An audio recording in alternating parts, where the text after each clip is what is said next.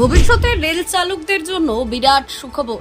কিছুদিন যাবৎ সোশ্যাল মিডিয়ায় একটি খবর ছড়িয়ে পড়েছে যে পূর্ব রেলে ট্রেন চালকের সংখ্যা যথাযথ নয়, অর্থাৎ ট্রেন চালকের সংখ্যা প্রয়োজনের তুলনায় কম। এই খবর সম্পূর্ণরূপে সত্য নয়।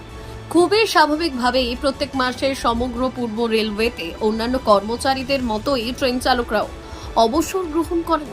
ফলে প্রত্যেক মাসেই নির্দিষ্ট সংখ্যক ট্রেন চালকের পদ খালি হয়ে যায়। তখন প্রয়োজন অনুযায়ী সেই সমস্ত খালি পদগুলিতে নতুন ট্রেন চালকদের নিয়োগ করা হয় বা জুনিয়র চালকদের পদোন্নতির মাধ্যমে খালি পদগুলি পূরণ করা হয়। যেমন আগামী আগস্ট মাসে প্রায় 1260 জন ট্রেন চালকের পদোন্নতির মাধ্যমে খালি পদ পূরণ হতে চলেছে।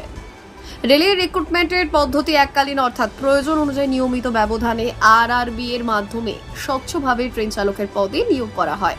খুব শীঘ্রই সর্বভারতীয় স্তরে প্রায় 15,000-এর অধিক ট্রেন চালকের পদে রিক্রুটমেন্টের ব্যবস্থা হতে চলেছে। ভবিষ্যতে রেল চালকদের কাছে এটি একটি বিরাট সুখবর। পূর্ব রেলে নাকি প্রচুর সংখ্যক ট্রেন চালকের ভ্যাকেন্সি আছে, প্রয়োজনীয় তুলনায় ট্রেন চালক নেই, ইত্যাদি ইত্যাদি। এই খবরগুলো সম্পূর্ণরূপে সত্য নয়। আবারও বলছি, সম্পূর্ণরূপে সত্য নয়। এটা খুব স্বাভাবিক যে রেলে প্রতি মাসেই কিছু মানুষ রিটায়ার করেন, কিছু কর্মী রিটায়ার করেন, তার মধ্যে গার্ড, ড্রাইভার এরা তো আছেই, সেখানে ভ্যাকেন্সি হয় অবভিয়াসলি।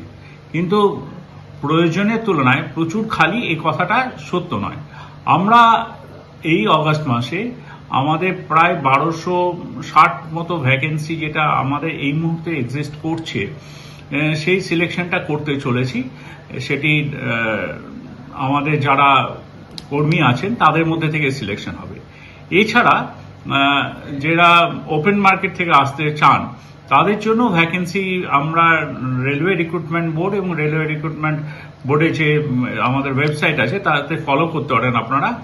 আমাদের এই প্রসিডিওর সর্বভারতীয় ক্ষেত্রে খুব শীঘ্রই, হোপফুলি বাই সেপ্টেম্বরে, প্রায় 15 থেকে 16,000 ভ্যাকেন্সি আমরা ফিল আপ করতে চলেছি। তো এই কথাটা মনে হয় আমাদের পক্ষে আর শুট করে না যে পূর্ব রেলে প্রচুর ভ্যাকেন্সি আছে ড্রাইভার গার্ডে। হ্যাঁ, ড্রাইভার নেই, পর্যাপ্ত ড্রাইভার নেই, এটা সত্য নয়। কিছুটা ভ্যাকেন্সি অবভিয়াসলি আছে, মানছি, কিন্তু সেটা এমন নয় যে ট্রেন চালানো সম্ভব হচ্ছে না, একটি ড্রাইভারকে প্রচুর সময় ধরে কাজ করতে হচ্ছে, এটা ঠিক নয়।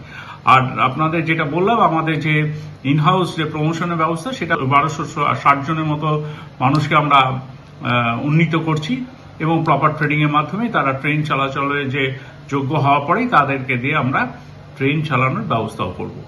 ধন্যবাদ।